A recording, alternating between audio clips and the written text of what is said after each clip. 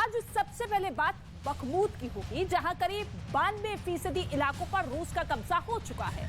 लेकिन अब वहां से एक ऐसी खबर सामने आई है जो रूस के राष्ट्रपति को बड़ा झटका देने वाली है। दावे के मुताबिक पुतिन के पूर्व शेफ और अब रूस की तरफ से बखमूत की जंग लड़ रहे वैगनर ग्रुप के चीफ ने पाला बदल लिया है। अब ऐसे में सवाल यह है कि क्या अब पुतिन की प्राइवेट आर्मी युद्ध के मैदान से लौट जाएगी?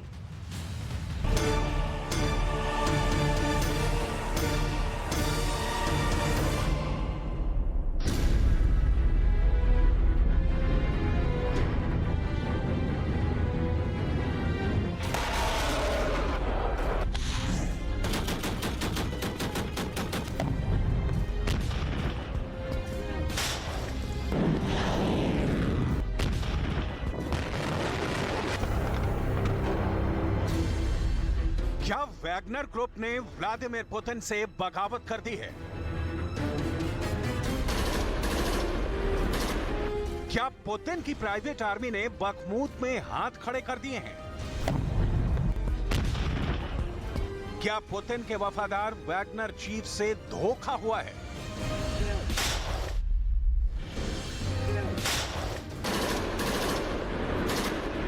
क्या येवगेनी प्रिगोजिन को अपने ही लड़ाकों से मारे जाने का डर सता रहा है?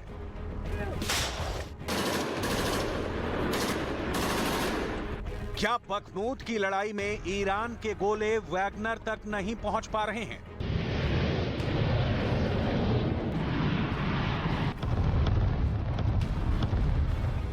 बखमूत की जंग के आखिरी पड़ाव में अचानक नया मोड़ आ गया है।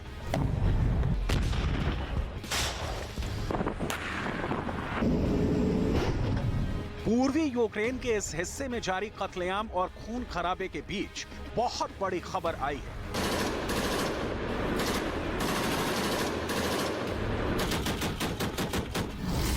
दावे के मुताबिक वैगनर ग्रुप के प्रमुख येवगेनी प्रिगोजिन ने बखमूत की जंग से अपने लड़ाकों को हटाने की धमकी दी है, क्योंकि वैगनर ग्रुप को रोजाना कम से कम 4000 गोले की जरूरत है, जबकि रूस की सेना उसे सिर्फ 800 गोले मुहैया करा पा रही है। इतना ही नहीं, रूस की सेना बखमूत में यूक्रेन की सप्लाई लाइन को काटने में भी नाकाम रही है।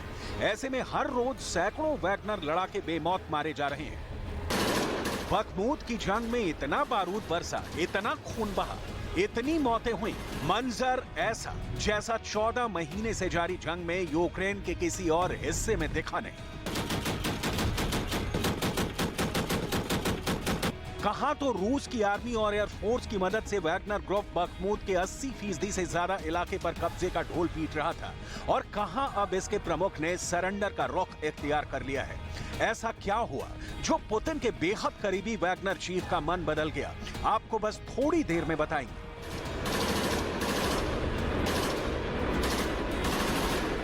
अभी यूक्रेन में जारी खूनी जंग के बीच रूस के मिलिट्री ब्लॉगर सेम्योन पेगो को दिए इंटरव्यू में वैगनर चीफ ने जो कहा है उसे बहुत गौर से पढ़ने और समझने की जरूरत है। वैगनर चीफ के मुताबिक हर रोज बखमूत से हजारों लाशों को ताबूतों में भरकर रूस भेजा जा रहा है। इसकी वजह से वैगनर ग्रुप के पास गोले बारूद की भारी किल्लत हो गई है। येवगेनी प्रिगोजिन रूस के रक्षा मंत्री सर्गेई शोइगु से जल्द गोला बारूद भेजने की गुहार लगा चुके हैं, लेकिन जरूरत के मुताबिक उन्हें गोला बारूद नहीं मिल पा रहे हैं। ऐसे में अब उनके सामने वापस लौटने या फिर मरने का ही विकल्प बच गया है।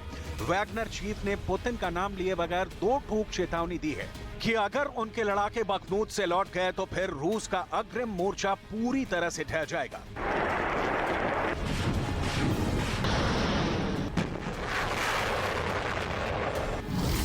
येवगेनी प्रिगोजिन के मुताबिक अगर जरूरत के मुताबिक गोला बारूद का स्टॉक होता तो उनके लड़ाकों का नुकसान 5 गुना कम होता।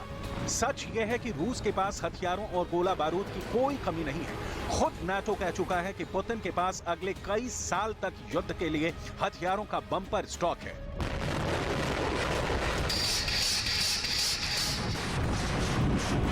अमेरिका के लीक सीक्रेट दस्तावेजों के मुताबिक रूस को ईरान से भी ड्रोन के अलावा बड़ी तादाद में गोला बारूद की सप्लाई हुई है। दावे के मुताबिक ईरान ने रूस को 10 करोड़ गोलियां भेजी हैं। रूस को अपने इस दोस्त से तोप के लिए 3 लाख गोले मिल चुके हैं।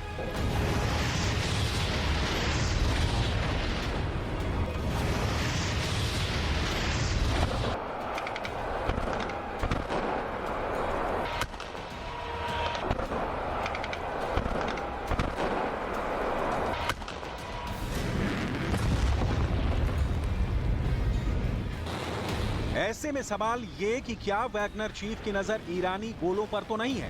येवगेनी प्रिगोजिन पहले भी कह चुके हैं कि रूस की सेना उन्हें गोला बारूद देने में आनाकानी कर रही है और वो रूस की सेना के प्रमुख पर धोखे का इल्जाम भी लगा चुके हैं।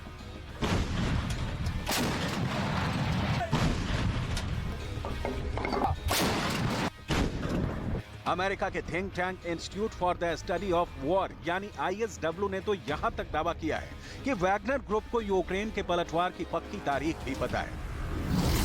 दावे के मुताबिक वोलोदिमीर ज़ेलेंस्की की आर्मी 15 मई से पहले पलटवार शुरू कर देगी और वैगनर चीफ के मुताबिक रूस की सेना इससे मुकाबले की तैयारी की जल्दबाजी कतई नहीं दिखा रही है। ISW के मुताबिक वैगनर चीफ इसलिए भी डरे हुए हैं कि अगर यूक्रेन की आर्मी ने पलटवार किया तो बखमूत में सबसे ज्यादा नुकसान उन्हीं के लड़ाकों का होगा।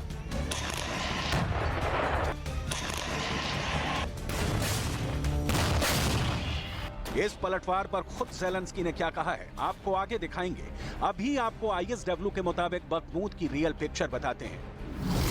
रूस के सूत्रों के मुताबिक 92% बखमूत पर इस वक्त रूस की सेना का कब्जा हो चुका है।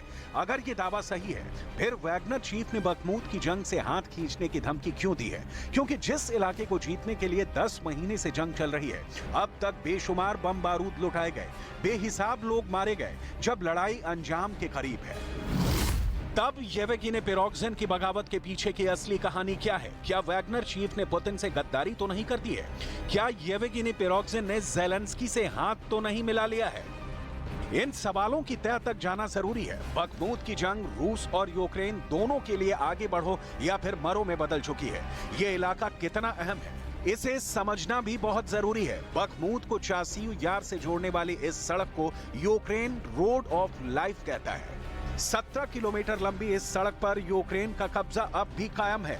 यहाँ से ज़ेलेंस्की की आर्मी टस से मस नहीं हुई है, क्योंकि इन्हें मालूम है कि इस सड़क को गंवाने का मतलब पुतिन की सेना को कीव कूच करने से रोकना नामुमकिन।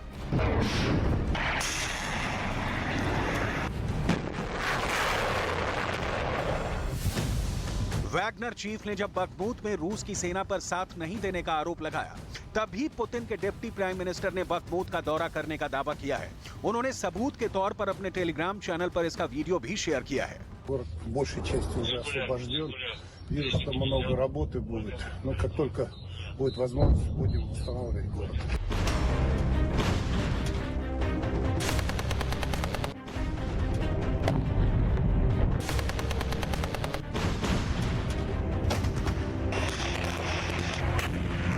बखमूत का सच क्या है, इसे लेकर रूस और यूक्रेन के अपने अपने दावे हैं। इस बीच ज़ेलेंस्की ने एक बार फिर रूस को अब तक के सबसे बड़े पलटवार की चेतावनी दी है। Дуже сильно допомогло. Ну, ми розуміємо, що так затягувати ми не будемо, і тому ми будемо починати ще до того, як у нас з'явиться F-16 або що ще. Ну, заспокоювати Росію тим, що у нас ще нам потрібно кілька місяців, щоб навчатись на літаках, і тільки потім ми почнемо. Ні, так не буде. Ми почнемо і будемо йти вперед. Паралельно, я вважаю, що це. ज़ेलेंस्की ने अमेरिका से F-16 मिले बिना ही रूस पर पलटवार का ऐलान किया है। वैसे कहा तो ये भी जा रहा है कि यूक्रेन ने पुतिन पर पलटवार शुरू भी कर दिया है। इसका सबसे बड़ा सबूत क्राइमिया में सामने आया है।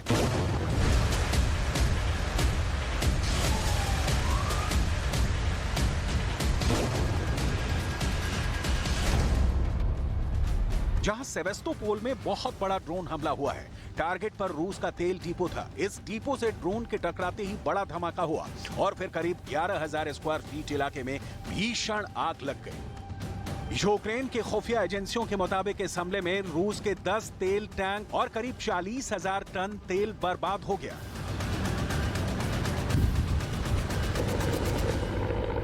हमले के बाद रूस के अंदर ब्रांस्क इलाके में भी यूक्रेन के गोले गिरे। इसकी जद में आकर 2 लोग मारे गए। इस हमले पर मुहर खुद रूस की समाचार एजेंसी तास ने भी लगाई। एक तरफ ज़ेलेंस्की रूस को पलटवार की चेतावनी दे रहे हैं तो दूसरी तरफ कभी क्राइमिया तो कभी रूस के अंदर हमले भी हो रहे हैं। इस बीच खबर है कि बखमूत के करीब भी यूक्रेन की सेना बड़े मिशन की तैयारी में जुटी है।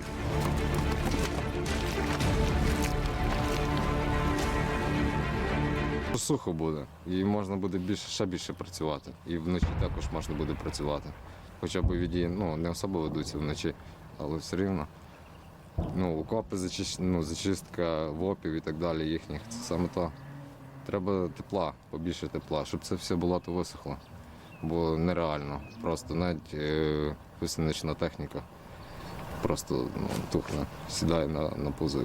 बखमूत ही नहीं, जापोरेजिया के करीब एक सीक्रेट ठिकाने पर यूक्रेन की आर्मी युद्धाभ्यास में भी जुटी है। इस एक्सरसाइज में जेलेंस्की के जवान पुतिन के सैनिकों पर हमले के गुर सीख रहे हैं। इन सैनिकों को बस सुप्रीम कमांडर के ऑर्डर का इंतजार है।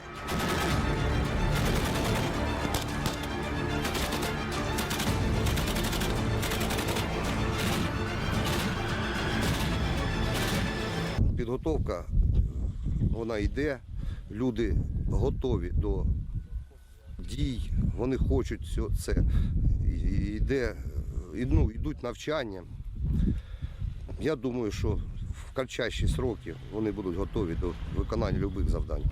रूस और यूक्रेन की जंग के कई मोर्चे एक साथ खुले हैं। अभी 2 दिन पहले ही करीब 2 महीने बाद रूस ने कीव समेत यूक्रेन के कई हिस्से में अंधाधुंध मिसाइलों और रॉकेट दागे। तो अब जवाब में रूस के कब्जे वाले डोनेट्स्क इलाके में जेलेंस्की की आर्मी ने ताबड़तोड़ गोले दागे हैं।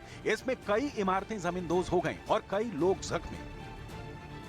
Вооруженных формирований Украины был произведен обстрел, предположительно, с применением РСЗО «Хаймерс», о чем свидетельствует соответствующая характеристика воронки, обнаружена на месте обстрела, а также обнаружены на месте обстрела осколки. В результате данного обстрела существенно повреждена гражданская инфраструктура, это жилые дома.